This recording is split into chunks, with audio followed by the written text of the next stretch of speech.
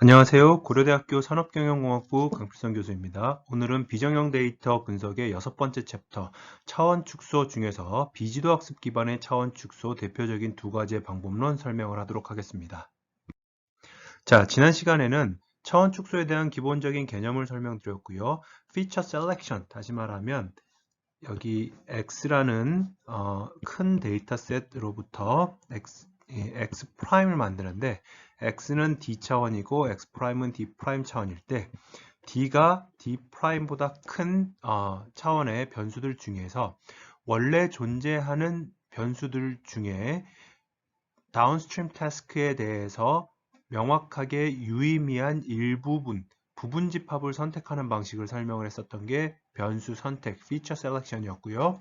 그 중에서도 텍스트 어널리틱스 관점에서는 information gain 또는 chi-square 통계량 정도를 쓰면 클래스의 그 클래스 정보와 상관없이 이제 대칭적인 중요 정보를 뽑아낼 수 있다라고 말씀을 드렸습니다. 오늘은 feature extraction, 다시 말하면 X라는 데이터를 통해서 이건 이제 D 차원이고요. 새로운 Z라는 데이터 D'인데 여기에서의 D는 당연히 D'보다 커야 될 것이고, 그리고 여기서는 Z1이라는 변수는 어떤 fx의 함수, 이건 이제 컬럼 벡터라고 보시면 되겠습니다. 이것도 역시 어떤 x의 함수 f1, f2라고 표현을 할게요.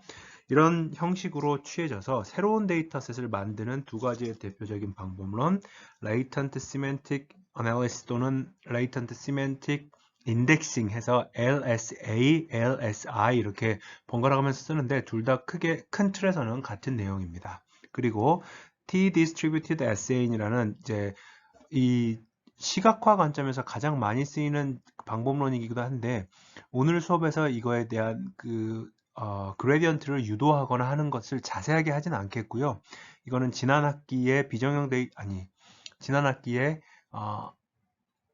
비즈니스 애널리틱스 수업을 들은 학생들은 이제 한번 봤겠습니다만은 이번 학기가 처음인 학생들을 위해서 간략한 개념만 소개를 해드리고 직접 유도하는 부분들은 슬라이드에 있는 부분들을 따라서 스스로 해보시기를 권장을 합니다. 자, 그러면 Latent Semantic Analysis라는 개념부터 설명을 할게요. 여기서의 Latent는 잠재고요. Semantic은 의미, Analysis는 분석. 그래서 우리말로는 잠재 의미 분석이라고 표현을 하고요. 90년대에 등장한 방법론이기 때문에 거의 한 30년 전 되는 이쪽 필드에서는 골동품과 같은 이런 방법론입니다. 이 Latent Semantic Analysis가 두고 있는 수학적 기전은 뭐냐면 특이값 분해라고도 표현을 하죠.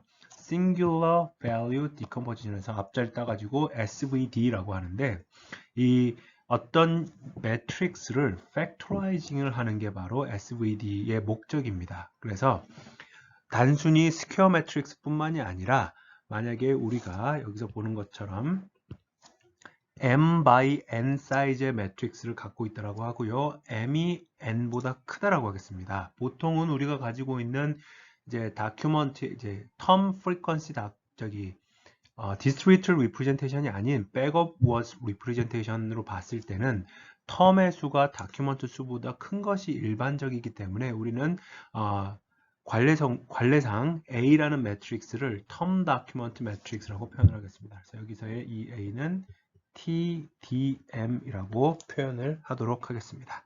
그러면 이 SVD를 통해서 이 SVD가 뭔지 모르시는 분들은 따로 스스로 학습을 좀 하시기 바랍니다.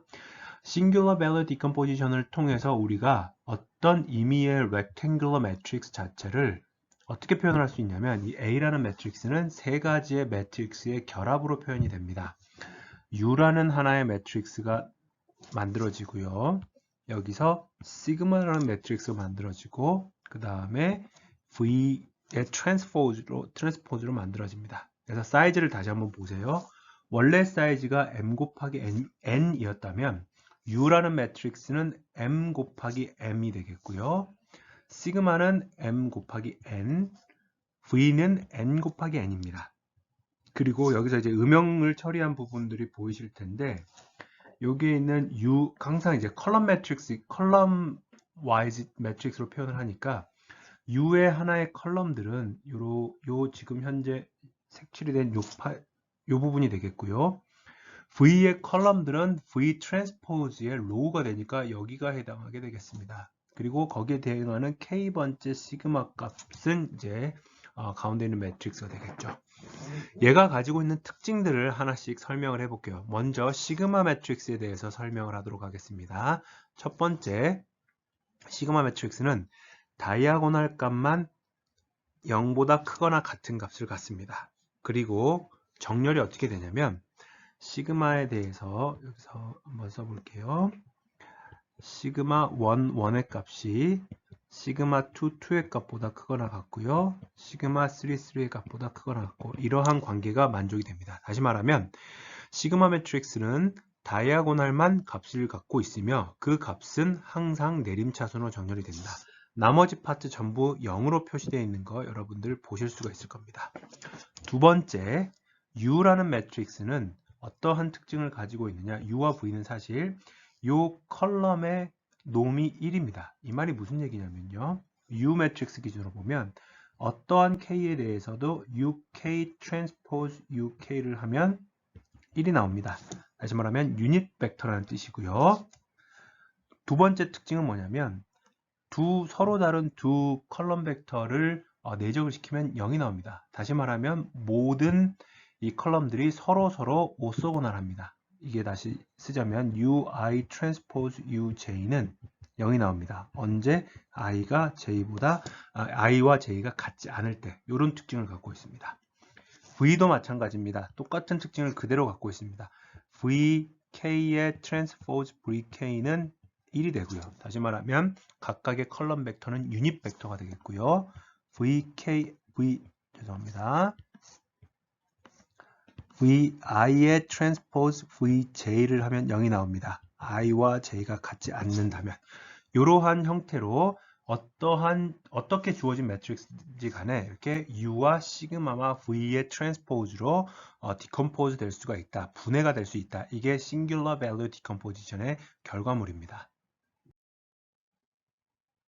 자, 그러면 여기서 보는 것처럼 이걸 이제 매트리스 형태로 만들어 보면요. 아까 얘기했던 각각의 U라는 행렬의 컬럼 벡터들은 전부 유닛이고 유닛 벡터이고 서로 다른 컬럼들끼리 내적을 했을 때 0이 된다라는 거를 매트릭스 폼으로 만들면 U 트랜스포즈 U는 아이덴티티 매트릭스입니다. 마찬가지로 V 트랜스포즈 V도 아이덴티티 매트릭스입니다. 이렇게 되고요. 또 한 가지는 이 number of positive singular value라는 게 무슨 얘기냐면 여기에 있는 이 시그마가 이제 이 다이아고널 값만 같는데 다이아고널 값들이 0보다 크거나 같다라고 얘기를 했잖아요. 그러면 이런 상황을 한번 살펴보겠습니다. 시그마 1이 0보다 크거나 같고요. 제일 크고요. 시그마 1, 2가 그 다음이고 시그마 3, 3가 그 다음인데 시그마 4, 4부터는 이 값이 0입니다. 그러면 이제 이렇게 나오겠죠. 시그마 5, 5 이 값이 0이고요. 쭉 해서 시그마 여기서는 M 해서 0까지가 나옵니다. 그러면 이 말은 무슨 얘기냐면 지금 보면 0보다 큰 싱귤러 밸류 시그마 행렬의 다이아고널 밸류가 3개지 않습니까? 이게 바로 뭐다? A의 랭크 매트릭스 A의 랭크라는 뜻입니다. 자, 그래서 positive singular value가 몇 개나 있느냐라는 질문은 결국은 A라는 매트릭스의 랭크가 몇이냐라는 얘기고요. 랭크라는 것은 이제 뭐 그 선형대수에서 여러 가지 의미를 갖지만 여기서는 이 데이터, 이 매트릭스가 가지고 있는 서로 올소고널하게 만들어낼 수 있는 가장 최대한의 차원수가 몇 개냐라는 질문에 대해서 이 랭크 개수만큼 만들어낸다라고 대답을 하면 되겠습니다. 자, 그러면 이러한 Singular Value Decomposition에 대해서 SVD들을 이제 축소를 시킬 수가 있는데요. 이 자료는 여기서 따왔습니다. 이 외에도 굉장히 좋은 자료들이 많이 있는 블로그입니다. 축소된 SVD 같은 경우에는 여기서 보면 우선은 Thin SVD는 뭐냐면 여기에서 시그마 매트릭스를 어떻게 만드느냐? 스퀘어 매트릭스로 만듭니다. 그 말은 무슨 얘기냐면 여기서 지금 보는 것처럼 여기에 해당하는 이제 n 빼기 m만큼의 사이즈가 이제 없어지게 되겠죠. m 곱하기 여기서도 마찬가지로 이만큼이 이제 줄어듭니다. 처음에 이렇게 줄어들었고요. 두 번째, compact SVD 같은 경우에는 뭐냐면 zero singular value, 그러니까 singular value가 0인 것들을 지워버립니다. 그럼 원래는 여기서 이렇게 0, 0 이렇게 있었을 텐데 이 파트를 지워버리니까 나머지 추가적으로 U 매트릭스하고 V 매트릭스도 거기에 해당하는 컬럼과 로우가 없어지는 것을 우리가 알 수 있을 겁니다. 여기까지는 사실은 A라는 매트릭스를 그대로 보존을 하고 복원을 할 수가 있습니다. U와 시그마 W를 통해서. 근데 우리가 이제 SVD, LSA에서 쓰고자 하는 거는 approximated 또는 truncated SVD라고 해가지고요. 이제 무엇을 하느냐? singular value가 오름차순으로, 내림차순으로 정렬되어 있다고 했으니까 탑 K개의 가장 큰 singular value만 보존하겠다. 그래서 여기서 줄어든 거에서 또 다시 한번 여기 있는 뭐 시그마 t가 아닌 시그마 t 플러스 1부터 시그마 r까지 여기에 해당하는 파트가 이제 사라지게 됩니다. U 매트릭스에서는 이 파트가 되겠고요. V 매트릭스에서는 이 파트가 될 것입니다. 자, 이걸 한번 예시로 보여드릴게요. 싱귤러 밸류 디컴포지션을 A라는 4 곱하기 2차원의 A라는 매트릭스를 만들어 보면 실제로 U는 이렇게 나오고요. S는 또는 이건 이제 이게 시그마가 되겠죠. 시그마는 non-zero singular value가 2개 나옵니다. 나머지는 여기서 보시는 것처럼 세 번째하고 네 번째는 0이고요. 이 말은 무슨 얘기냐? A라는 행렬의 랭크는 2다 라고 얘기를 할 수가 있겠죠. 그리고 V는 이렇게 나옵니다. 주의할 점은 이건 V의 트랜스포즈가 아니라 실제 V입니다. 그러면 이걸 통해서 만약에 truncated SV를 통해서 지금 보는 파트 중에 첫 번째에 해당하는 이 컬럼과 U의 첫 번째 컬럼, 시그마의 첫 번째 다이아고널과 V의 첫 번째 컬럼, 이게 트랜스포즈한 V의 로우가 되겠죠. 그래서 여기서 보면 파란색으로 표시된 U가 이렇게 나오고요. 빨간색으로 동그라미 친 싱글러 밸류 나오고요. 주황색으로 표시된 V의 트랜스포즈가 로우가 돼서 이걸 계산해서 곱하면 요만큼인 이런 이제 결과물이 나온다는 뜻입니다. 이렇게 결과물이 나오는데 원래 오리지널 A가 2, 3, 1, 4니까 1.79, 4.08, 1.27, 2.89가 완벽하진 않더라도 어느 정도 이제 대소 관계를 약간은 포함할 수 있는, 그래서 A'을 A로 근사시킬 수 있는 게 바로 이 truncated SVD입니다. 자, 그래서 latent semantic analysis는 목적이 뭐냐면 term document matrix를 이제 이 하이 디멘셔널의 텀 다큐멘트 매트릭스를 로어 디멘셔널 스페이스로 이렇게 컨버팅을 하는 데 있어서 스태티스티컬 스트럭처를 이제 보존하는 SVD를 통해서 매트릭스 팩토라이제이션을 수행을 하겠다는 얘기입니다. 이를 통해서 최대한 변수의 숫자는 줄이면서 데이터가 가지고 있는 구조적인 특징은 보존을 하겠다는 게 바로 목적이 되겠죠.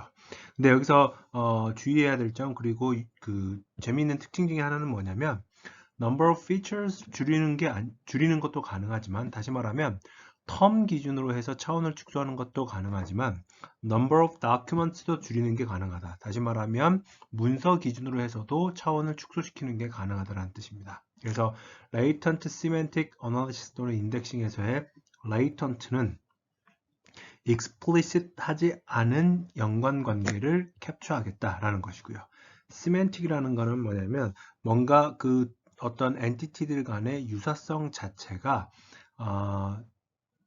저차원의 그러니까 저차원으로 변환된 이후에는 좀 거리 관계로서 보존이 될 수 있도록 하겠다라는 겁니다. 여기서 간단하게 예를 보면, 예를 들어서 house라는 단어와 home이라는 단어는 굉장히 유사한 의미를 가지고 있을 텐데 이 LSA를 통해서 또는 LSI를 통해서 2차원상의 매핑을 하게 되면 이 둘 사이의 거리는 상당히 가까울 것이고요. 또는 과일들이 가지고 있는 이러한 특징들이 어떻게 보면은 뭐 애플과 오렌지와 뭐 페어 같은 것들이 가지고 있는 의미들이 어느 정도 보존이 됨을 기대한다라는 뜻입니다. 이게 이전에 이제 distributed representation에서 충족하고자 했던 목적 중에 하나이기도 한데 LSA를 통해서 차원을 축소시켰을 때에도 이게 보존됨을 어느 정도 기대하는 것입니다.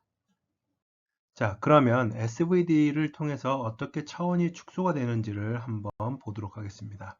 우리가 아까 봤듯이 원래 이 reduced SVD를 통해서 A라는 term document matrix는 U와 시그마와 V의 트랜스포즈로 바뀔 수가 있는데 여기에서의 이 다이아고널 값들 중에서 일부분만을 취하게 되면은 approximated SVD 또는 truncated SVD가 된다고 했습니다. 그래서 그거를 상위 K개까지만 사용을 하게 되면 AK는 UK 곱하기 시그마 K 곱하기 VK의 트랜스포즈가 되고요. 원래 오리지널 매트릭스 TDMA는 K개 상위의 싱귤러 밸류만을 사용한 truncated SVD에 의해서 AK로 근사를 할 수가 있고 이 AK가 바로 UK, 시그마 K, VK의 T가 됩니다.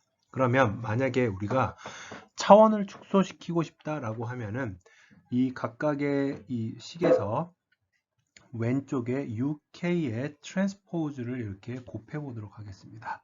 그러면 UK 트랜스포즈의 UK가 되면 U와 V가 가지고 있었던 특징 중에 하나가 각각의 이 컬럼들은 이제 유닛 벡터를 가지고 있고요. 서로 다른 컬럼들끼리 내적을 했을 때 여기 이 내적을 했을 때 0이 되니까 이 값이 바로 아이덴티티 매트릭스가 됩니다. 아이덴티티 매트릭스를 곱하는 것은 그냥 그 자신이기 때문에 결국은 이렇게 UK의 트랜스포즈를 해당하는 식의 왼쪽에 구함으로써 이 시그마 K 곱하기 VKT가 나오는데 이게 어떤 의미냐면 앞에 이 그림에서 보자면요. 이 파트만을 우리가 사용을 하겠다는 얘기입니다. 그 말은 K 곱하기 N 차원이 되면서 우리가 가지고 있는 N이라는 거는 다큐먼트의 개수가 되겠고요. 바로 K가 우리가 축소시킨 차원의 크기가 되겠습니다.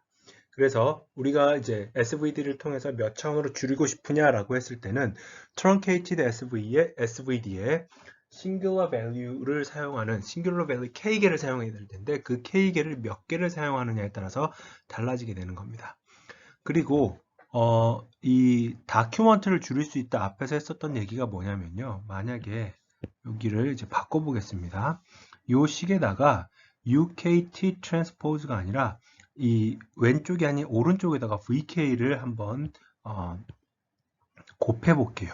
이 말은 무슨 얘기냐면 AK에다가 VK를 곱하게 되면 여기서 비슷하게 UK 곱하기 시그마 K VK 트랜스포즈 VK가 되니까 이 파트가 이제 아이덴티티 매트릭스가 돼서 결국 남는 거는 뭐가 되느냐? 여기서 보는 UK 곱하기 시그마 K가 남습니다. 그 말은 요렇게 남는다라는 얘기거든요. 그러면 그거는 사이즈가 M 곱하기 K. 다시 말하면 M개의 텀이 K개의 차원으로서도 축소가 될 수 있다는 뜻입니다. 그래서 SVD는 반드시 문서 기준으로 축소를 하는 게 아니라 문서가 기준이 될 수도 있고 텀이 기준이 될 수도 있다. 그리고 그 보존되는 정보의 양은 얼마나 non-negative한 singular value를 많이 쓰느냐에 따라 달라진다. 이렇게 생각을 하시면 되겠습니다. 자, 그래서 이거를 이제 되게 오래전 예시이긴 한데 이 미국의 NSF에서 펀딩을 받은 총 42,000여 건의 리서치 프로젝트 1990년도부터 2003년도까지입니다. 42,000여 건의 요 기간 동안에 펀딩을 받았던 리서치 프로젝트의 앱스트랙트만을 가지고 이제 해본 겁니다. 그랬을 때 지금 여기서는 총 3개의 SVD에 해당하는 축을 이제 구했고요. 그러니까 K를 3으로 정했다는 얘기가 되겠죠.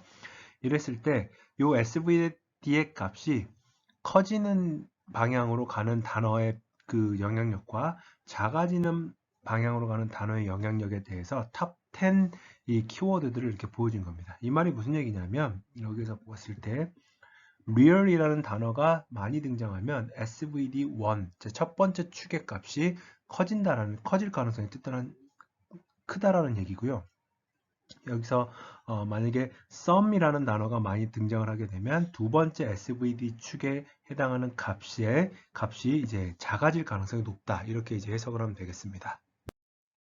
이걸 가져다가 첫 번째 SVD 축을 Y로 하고 두 번째 SVD 축을 X로 하는 2차원상에서 이제 그림을 그려보면 각각의 색깔이 아마 어떤 그 리서치 카테고리가 가 될 텐데 카테고리별로 어느 정도 이렇게 개별적인 이 abstract들, 요 하나하나의 점들은 document 또는 abstract라고 보시면 되겠습니다. abstract들이 이제 모여 있는 것을 보실 수가 있겠습니다. 자, 두 번째 이제 대표적인 차원 축소 방법으로 TSN이라는 걸 설명을 할 텐데요. 그 SNE가 Stochastic Neighbor Embedding의 약자입니다. 이 Stochastic Neighbor Embedding 같은 경우에는 이제 이 원래는 그 non-linear embedding 방식 중에서 이제 지난 학기에 수업을 했었던 이제 비즈니스 어널리틱스 수업에서 아이소맵과 LLE를 먼저 배우고 난 다음에 거기에서부터 이렇게 단계적으로 와야 되는 그 부분인데 이번 비정형 데이터 분석 시간에서는 해당하는 부분들은 이제 스킵을 하고 이 TSN이라는 방법론이 한 몇 년 전에 그 비주얼라이제이션을 위한 차원 축소 방법론 이렇게 컴페티션에서 1등을 했던 그 방법론입니다. 그래서 이 해당하는 방법론이 실제로 워드 임베딩이라든지 다큐멘트 임베딩에 해당하는 내용들을 시각화하는 데도 많이 사용이 되고 있고요. 뭐 텐서보드 같은 경우에서도 TSN으로 시각화한 결과를 많이 보셨을 겁니다. 이 힌튼 교수님이 여러분들이 잘 알고 있는 딥러닝의 내부 힌튼 교수님과 같은 동일 인물입니다. 자, 이 스토캐스틱 네이버드 임베딩 같은 경우에는 무엇을 이제 보존을 하고자 하느냐면 데이터가 가지고 있는 스트럭처들 중에서 로컬 디스턴스를 보존하는 게 non-local distance를 보존하는 것보다 훨씬 더 중요하다라는 게 첫 번째 이제 원칙이고요. 그런데 이 어떤 pairwise distance가 로컬일 상황을 디시전을 디터미니스틱하게 매기는 게 아니라 스토캐스틱하게 또는 프로버블리스틱하게 결정하겠다라는 얘기입니다. 이 말이 무슨 얘기냐면요.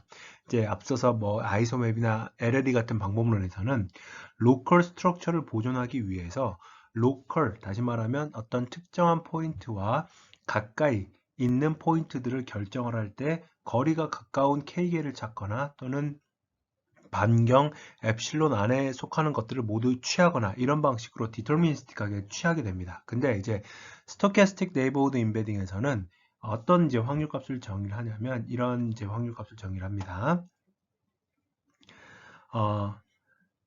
두 가지의 디멘전이 있습니다. 공간이 있습니다. 하이 디멘전을 파란색이 우리가 현재 가지고 있는 뭐 백업 워즈가 됐건 아니면은 디스트리뷰티드 리프레젠테이션이 됐건 하나의 다큐멘트가 특정 벡터 공간, 특정 차원의 벡터 공간에서 표현되는 이제 그 스페이스라고 하겠습니다. 로우 디멘전, 빨간색 D 같은 경우에는 우리가 찾아야 되는 데이터가 가지고 있는 분포 또는 특징을 보존을 하면서 훨씬 더 적은 차원이라고 한번 생각을 해보겠습니다. 그러면 여기에 대해서 i라는 이제 이 첨자 이 기분 이 부분 잘 봐주세요. i를 기준으로 해서 j를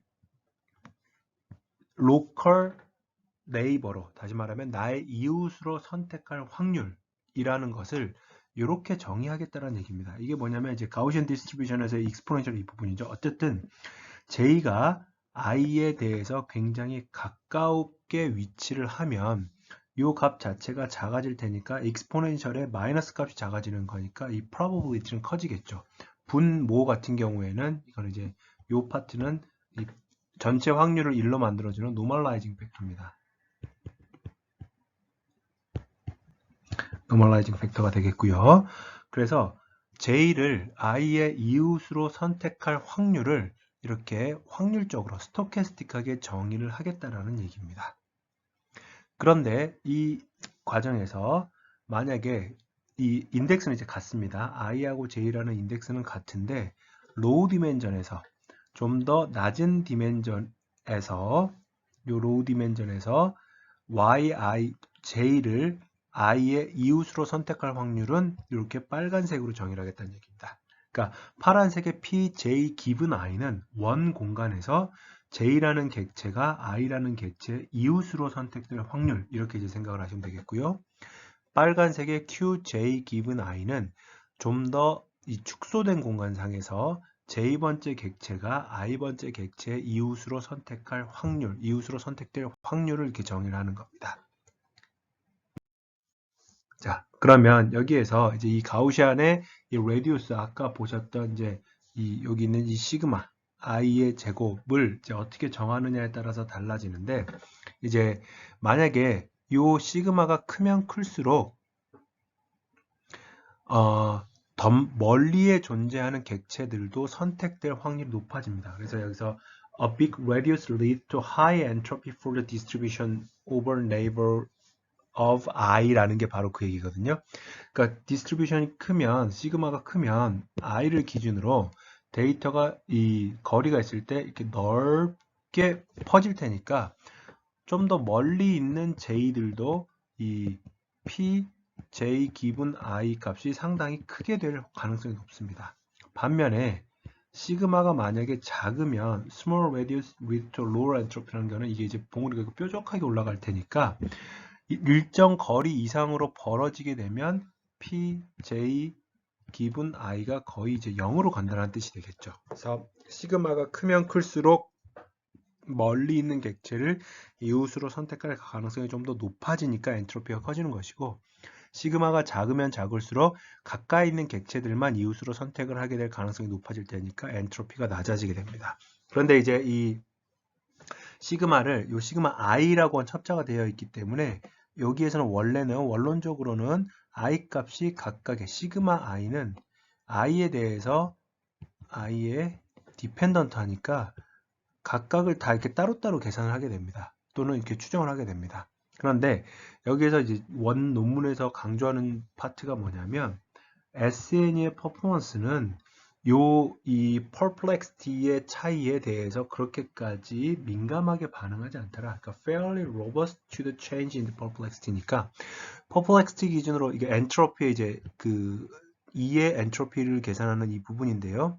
요 값이 5에서부터 50까지 변화해 갔을 때 SNE의 퍼포먼스 자체가 그렇게까지 크게 변화하지 않는다. 그래서 매우 이제 민감하게 반응하지 않으니 신경을 많이 쓰지는 않아도 된다. 이렇게 이제 이해를 해주시면 되겠습니다. 자, 그래서 이 Q라는 이 Low Dimensional Representation이 얼마나 잘 이제 만들어졌는가를 측정하기 위한 정량적인 지표가 있어야 되겠죠. 그거를 사용을 할 때 우리는 이제 Kullback-Leibler Divergence에서 KL Divergence를 씁니다. 자, KL Divergence는 아는 분들은 많겠지만 핵심은 요겁니다. Non-symmetric합니다. 그래서 KL Divergence를 distance로 쓸 수 있느냐라고 하면 안 됩니다. 왜냐? KL Divergence PA 요 KL Divergence P given Q하고 DKL Q given P하고는 다르기 때문이죠. 대칭입니다. distance라는 개념은 distance A, B는 distance B, A. 다시 말하면 앞 그 두 개의 객체를 순서를 바꿔도 거리가 보존이 돼야 되는데 KL Divergence 같은 경우에는 그게 보존이 되지 않습니다. 그래서 이걸 딱 따로 계산을 해가지고 이렇게 반으로 나눈 뭐 젠슨 샤넌 다이버전스 이런 것들이 이제 디스턴스 펑션으로 쓸 수 있는데 그거는 이제 여기서는 사용이 되지 않으니까 참고 삼아 알아두시고요. 코스트 같은 경우에는 모든 i번째 객체들에 대해서 결국은 이게 우리가 취하고자 하는 게 뭐냐면 이 KL 다이버전스를 일치시킨다라는 얘기는 뭐냐면 같게 만든다, 0에 가깝게 만든다라는 얘기는 KL 다이버전스는 두 디스트리뷰션이 완벽하게 일치할 때 0의 값을 갖습니다. 그러면 여기에 대해서 그 의미는 뭐냐면 앞서서 말한 것처럼 고차원에서 우리가 갖는 i번째 객체의 이웃들을 선택할 확률 분포와 저차원에서 똑같은 i에 대해서 이웃들이 섞이게 될 확률 분포를 완벽하게 일치시키게 되면 i와 j의 인덱스는 같으니까요. 그러면 고차원에서 갖는 특징이 저차원에서 그대로 보존이 되지 않겠느냐라는 뜻입니다. 그래서 이 코스트 KL 다이버전스는 우리가 지금 보는 것처럼 이렇게 이제 계산을 하게 됩니다. 자, 그러면 이 KL 다이버전스를 이용을 해서 우리가 지금 이제 찾아내야 되는 거는 미지수는 뭐냐면요. y가 미지수입니다. 이 y라는 게 뭐냐면 아까 말씀드렸던 것처럼 p라는 걸 계산을 할 때는 익스포넨셜 계산할 때 xi 빼기 xj를 계산을 해가지고 pj 기분 i를 익스포넨셜에 마이너스 어쩌고저쩌고 막 이렇게 했었던 부분이 있습니다. 이 x들은 우리가 데이터가 주어졌기 때문에 알고 있는 거예요. 로우 디멘전에 로우 디멘전에서의 qj 기분 i는 exponential의 마이너스 yj 마이너스 yi의 제곱, 그 다음에 여기에 노멀라이징 팩터가 들어갑니다.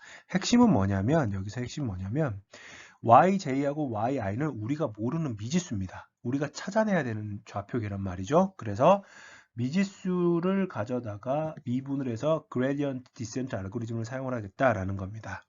이걸 통해서 코스트 펑션을 미니마이즈 하는 데 있어서 이제 우리가 요 그레디언트를 사용하겠다라는 건데, 생각보다 요 코스트 펑션의 그레디언트가 굉장히 쉽게 나옵니다. 보기에는 쉽습니다. yj-yi 한 다음에 여기서 보는 것처럼 이 각각의 우리가 갖고 있는 첨자가 좀 바뀌는데 요 네 개의 값들을 계산을 하는 게 그레디언트입니다. 근데 사실은 제가 이제 이 강의를 제일 처음 준비를 하면서 SN이나 TSN이 논문들을 보면요, 어떠한 표현들이 나오냐면, 이 코스트 펑션을 디퍼런싱 하는 거, 1차 미분하는 거는 굉장히 이제 귀찮고 짜증나는 일인데, 왜냐? YK가 Q 텀에, 노멀라이즈드 텀에 영향을 미쳐서 이거 미분하는 거 굉장히 까다롭다. 근데 결과물은 되게 심플하다. 그리고 또는 The gradient has a surprisingly simple form 이라고 해놓고 실제로 그레디언트 유도를 안 해줍니다. 논문에서 보시면 실제로 논문 한번 찾아보세요. 그래서 이거를 이제 강의를 준비를 하면서 그레디언트를 찾기 위해서, 계산을 하기 위해서 계산을 해봤는데 계속 안 되는 거예요. 사실은 여러 번 안 돼가지고 수업하는 날까지 그레디언트 계산을 못했습니다. 첫 번째 수업에서 이제 제가 강의를 맡고 나서 아마도 같은 부분이 계속 틀렸을 거예요. 제가 이제 착각을 했었던 부분이 있어서 그때 당시에 이제 수강했던 학생들한테 이런 거죠. 결국은 말을 이렇게 썼다는 얘기는 되게 귀찮은데 해보면 단순하니까 네가 해봐 이거거든요. 더 이상의 자세한 설명을 생략하겠다. 그래서 생략하길래 그거를 직접 해보려고 했더니 잘 안 됐어요. 그래서 수업 시간에 학생들에게, 당시 학생들한테 해당하는 상황을 이제 오픈을 하고 제가 해보려고 했는데 이 그레디언트가 어디서 막혔는지 자꾸 중간에서 이상한 방향으로 흘러가더라. 그래서 이거를 좀 도와달라라고 했더니 며칠 있다가 당시에 김영훈 학생이 실제로 이거를 그레디언트를 계산을 해가지고 스캔을 떠서 저한테 보내줬는데 제가 어느 부분에서 착각을 했는지가 이제 보이더라고요. 이 친구한테 되게 고맙게 생각하고요. 이 학생은 지금은 이제 봤더니 올해 성신여대 통계학과에 이제 교교수로 임명이 되어서 하필이면 첫 학기에 지금 온라인 강의 사태가 터져가지고 안 그래도 오프라인 강의만 해도 힘들 텐데 온라인 강의 하느라고 아마 힘들 겁니다. 혹시 김성문 교수님 학생들 중에서 이 영상을 보고 있는 학생이 있다면 선배님한테 힘내라고 한마디씩 전화해 주세요. 자, 그러면 이제 이 파트는 옵셔널입니다. 그리고 이 수업 시간에 자세히 뭐 다룰 것도 아니기 때문에 한번 이제 간단하게 의미만 보여주고 이 뒤에 해당하는 그레디언트에 해당하는 찾아가는 부분들은 여러분들이 직접 한번 강의 자료 보고 해보십시오. 컬백 라이블러 KL 다이버전스가 코스트이기 때문에 이 by definition 이렇게 정의가 되겠고요. 로그에 해당하는 텀들은 위의 텀들을 가지고 오고 아래 텀은 빼면서 마이너스 표현을 할 수 있기 때문에 이렇게 나옵니다. 자, 여기서의 핵심은 뭐냐면요. 여기서 보는 것처럼 첫 번째 파트, 얘는 x와 x에 대한 식이기 때문에 그냥 상수입니다. 상수 취급을 해도 됩니다. 왜냐? 우리가 변화시킬 수 있는 거는 y라는 로우 디멘전에서의 좌표계고요. 그 로우 디멘전에서의 좌표계는 어디에 영향을 미치느냐? 빨간색 Q에 영향을 미치지 파란색 P에는 영향을 미치지 않아요. 그래서 이 부분들을 날려버린 게 C'입니다. 그러면 결국은 이 원래 오리지널 코스트를 YT에 대해서 미분한 것은 이 앞부분을 날려버린 C'을 YT에 대해서 미분한 것과 사실은 같습니다. 그리고 이거를 다시 한번 계산을 해보자면 이제 어떻게 나오느냐면요. 여기서 다시 한번 보세요.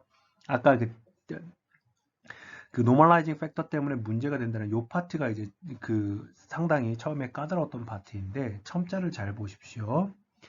모든 i에 대해서 t given i, t given i 해가지고 하나의 텀이 나오죠. 그 다음에 모든 j에 대해서 j given t, j given t 해서 이렇게 하나의 텀이 나오고요. i도 t가 아니고 j도 t가 아닐 때 ij, ij 이렇게 해서 텀이 3개가 나옵니다. 이게 무슨 말이냐면 우리는 이제 이 첨자는 임의로 부여를 한 거지만 우리는 yt에 대해서 미분을 할 거예요. 하고 싶은 게 y 라운드 yt분의 라운드 c입니다. 그러면 여기에 있는 이 원래의 C'이라는 코스트를 3개의 텀으로, 3개의 식으로 나눕니다. 어떻게 나누느냐? T가 given 앞쪽에 나와 있을 때와 given 뒤쪽에 나와 있을 때와 양쪽 다 없을 때 이렇게 3가지로 나눕니다. 요게 첫 번째 파트, 두 번째 파트, 세 번째 파트. 이 세 파트를 따로따로 계산을 해가지고 할 겁니다. 자, 그 다음에 식을 좀 단순하기 위해서 요 dti라는 거를 정의를 하는데 그걸 이렇게 정의를 하겠습니다. exponential의 마이너스 yt 마이너스 yi의 제곱이고요. 이건 제곱이기 때문에 yt와 yi를 바꿔도 사실 같거든요. 그래서 dti는 dit가 됩니다. 그러면 우선 요 dti를 yt에 대해서 편미분을 해볼게요. 그러면 익스포넨셜 함수니까 익스포넨셜 먼저 그대로 나오고요. 안에 있는 거 미분하면은 마이너스 2 나오고 요 yt 마이너스 yi가 되겠죠.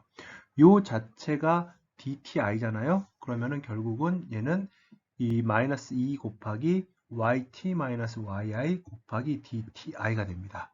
이거를 이제 하나를 염두에 두고 계시고요. 그 다음에 여러분들은 지금 이제 온라인 강의를 듣고 있으니까 앞뒤로 왔다 갔다 하면서 저는 이제 순차적으로 강의를 하겠지만 다른 이제 슬라이드를 놓거나 아니면 빈종이 놓고 이렇게 하나씩 따라가 보면서 이렇게 포즈를 시켜 놓고 이해가 안 되는 부분들은 차근차근 하나씩 짚어가면서 진행을 해도 됩니다. 3가지 항목 다시 한번 볼게요. 우리가 이 미분을 해야 되는 거는 yt인데 t가 q 기준으로 given 앞에 있는 거, 뒤에 있는 거, t가 명시적으로 없는 거.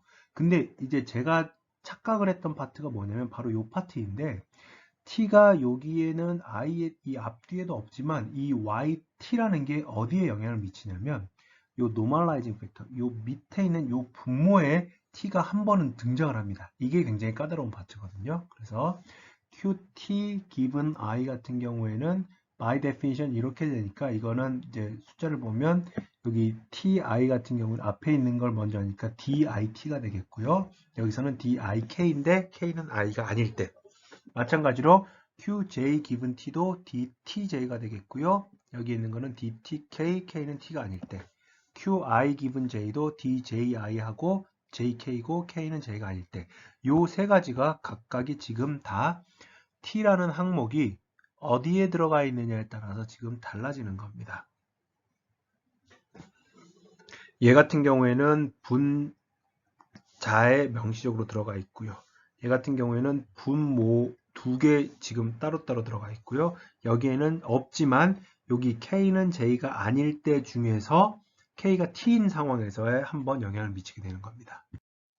자, 그러면 첫 번째 해당하는 파트의 그레디언트만 한번 구해 보도록 하겠습니다. 해당하는 파트가 여기였거든요. T가 기분 앞에 있을 때 그러면 이거는 YT에 대해서 하면 파란색은 여러 번 지금 반복해서 강조하지만 파란색의 P는 Y와는 아무런 상관이 없습니다. X로 이루어진 이 식이기 때문에 그래서 얘는 그대로 나오고요. 로그 fx를 미분하면은 fx분의 1 곱하기 f'x니까 qt t given i분의 1 나오고요. 그 다음에 qt given i를 yt로 미분한 파트가 되는 겁니다. 그러면 여기까지 해놓고요. 아까 얘기를 했었던 것처럼 요 qt given i 앞 페이지에서 나왔던 내용 다시 한번 봐주세요. 그게 이 yt에 대해서 밑에 거 제곱하고 그 다음에 뭐 미분하고 놔두고 미분하고 이런 식으로 이렇게 나오게 됩니다. 그러면 이 식을 계산을 하자면 여기에 해당하는 파트 요 d 프라임 it가 이렇게 지금 되는 부분이고요. 이렇게 바뀌는 부분이고요. d 프라임 it 역시 여기서 이렇게 바뀌어서 계산이 되는 부분입니다. 그러면 여기에서 나오는 것처럼 여기 있는 요 파트가 여기에 있는 이 노란색 부분 따로따로 계산을 해보면 이렇게 계산을 해보면요. 하나 지워지고 하나 얘만 지워지고요. 여기서 나오는 이 파트가 바로 QT 기분 I가 되겠고요.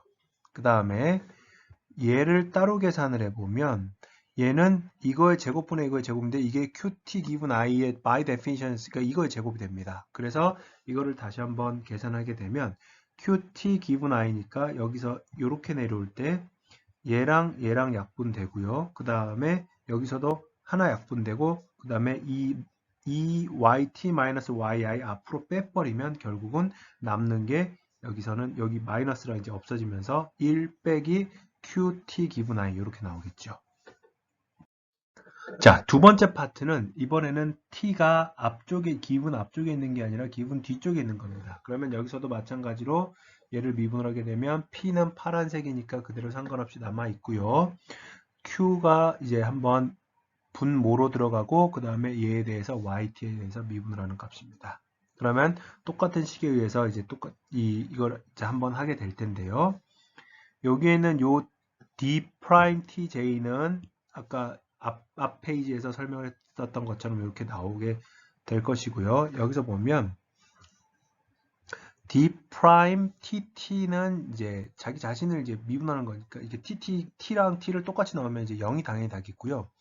어떤 이 pj given t를 j에 대해서 서메이션을 하면 무조건 1이 나옵니다. 왜냐하면 t라는 객체를 기준으로 해서 자기 말고 나머지 애들을 전부 이웃으로 선택할 확률을 전부 다 계산을 해서 이걸 노멀라이징 팩터로 더한 것이기 때문에 분자 분모가 같아져서 이거는 이제 1이 나옵니다. 그러면 여기서부터 이제 우리가 할 수 있는 파트가 뭐냐면 여기에 있는 이 해당하는 부분이 앞쪽만 여기서도 이제 따져 보게 되자면 이렇게 이제 이렇게 잘라서 보면요. 여기는 여기에 있는 하나 부분하고 이 하나 부분이 없어지고요. 그 다음에 이렇게 주황색으로 해당하는 부분이 QJ 기분 T하고 약분이 되고요. 그래서 앞쪽에 마이너스 이제 더해져서 플러스가 돼, 곱해져서 플러스가 돼서 이렇게 첫 번째 파트가 나오게 되는 것이고, 그 다음에 보라색으로 표시한 얘네들 그대로 살아 있고요. 이렇게 살아 있고요. 그 다음에 요 파트에 해당하는 부분들만 이제 보게 되면 PJ 기분 T 한 다음에 여기에 있는 이 빨간색 요 부분하고 이 부분 계산을 해보시면 이제 정리를 요 두 개의 힌트를 가지고 정리를 해보면 요 파트가 나옵니다. 그래서 이거를 가져다가 이제 계산을 하게 되면 여기에서부터 이제 요 파트가 나오는 게 아니라 여기에서부터 요 기준을 가지고 정리를 하게 되면 여기 있는 얘네들은 그 J에 대해서 아무런 그 영향력을 받지 않기 때문에 요 서메이션 요 J를 그냥 따로 계산해서 그냥 1로 만들어 버린 요 파트 얘네들이 1이 돼 버리는 것이고요. 나머지에 해당하는 부분들 이렇게 정의가 되는 것을 볼 수가 있겠습니다. 그래서 이거를 이제 다시 계산을 쭉 하게 되면 여기 남아 있고 여기에 해당하는 부분 다시 한번 이렇게 정리가 되겠고요. 이 자체가 QJ 기분 T가 되니까 결국은 YT-YJ 공통으로 묶어 놓고 나머지 부분들 이렇게 따로 이렇게 떼올 수 있는 부분이 되겠습니다. 그리고 난 다음에 세 번째가 이제 이 문제인데 요 세 번째는 YT에 대해서 명시적으로 T는 없지만 여기에 있는 I 기분 J하고 QI 기분 J에 T가 한 번이 들어가 있어요. 그래서 I는 T가 아닐 때, J는 T가 아닐 때 요 해당하는 파트들 지금 다 들어오고요. 여기에 있는 부분들을 제공을 할 때 여기에 있는 요 파트에서 T가 들어가 있다는 얘기입니다. 그 부분을 유형을 하면서 여기 있는 해당하는 내용들 첨자들 앞에서 설명했던 거 가지고 다시 한번 쭉 나오게 되면 여기 이 제곱이 있는 거 빼고 하나씩 그 다음에 이렇게 또 하나씩 이 분모를 할당을 해주게 되면 QI 기분 J, QT 기분 J가 나와서 이거 똑같이 계산을 하게 되면 I 기분 J, I 기분 J 지워지면서 남는 게 여기 파트만 나오게 됩니다.